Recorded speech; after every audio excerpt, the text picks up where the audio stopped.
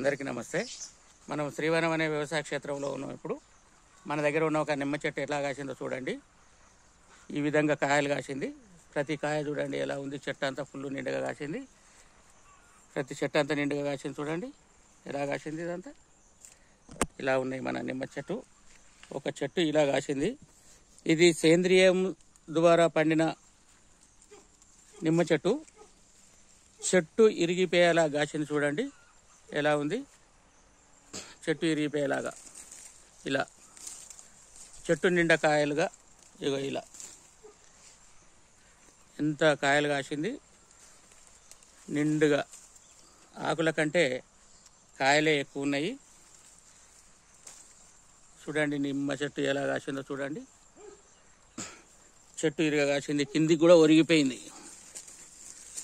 ఇన్ని కాయలు కాసింది. ఇలా చూడండి ఎలా ఉంది. ఇగో ఇది ఇంత కాయ కాసింది.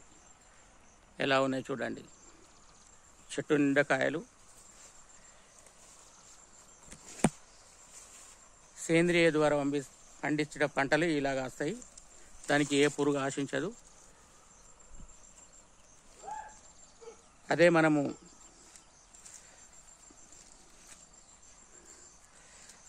రసాయనిక ఎరువులు వాడినప్పుడు ఇలాంటి కాయలు రావు.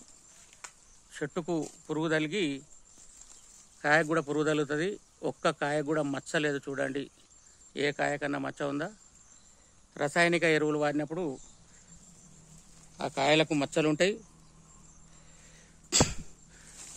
ఎక్కడ చెట్టు నిండా కాయలు.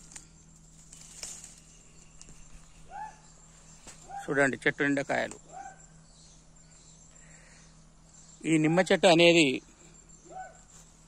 ఎల్లకాలం కాసే చెట్టు. ఇది కాయలు కాస్తూ ఉంటే ఇంకా కొత్త కాయలు వస్తుంటాయి. కాయలు కాస్తున్నప్పుడు కొత్త కాయలు వస్తూనే ఉంటాయి. ఇంకా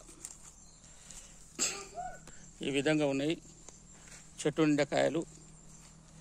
ఇప్పుడు కాయలు వస్తున్నాయి. ఇంకా ఈ కాయలు తెంపగానే ఇంకా వేరే కాయలు వస్తుంటాయి. ఇవన్నీ మళ్ళీ కాయలన్నీ చెట్టు నిండా.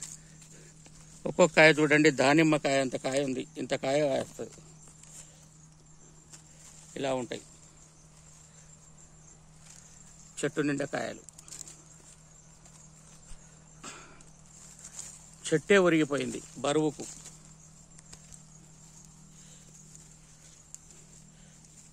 చెట్టు నిండా కాయలు చూడండి ఎలా ఉందో.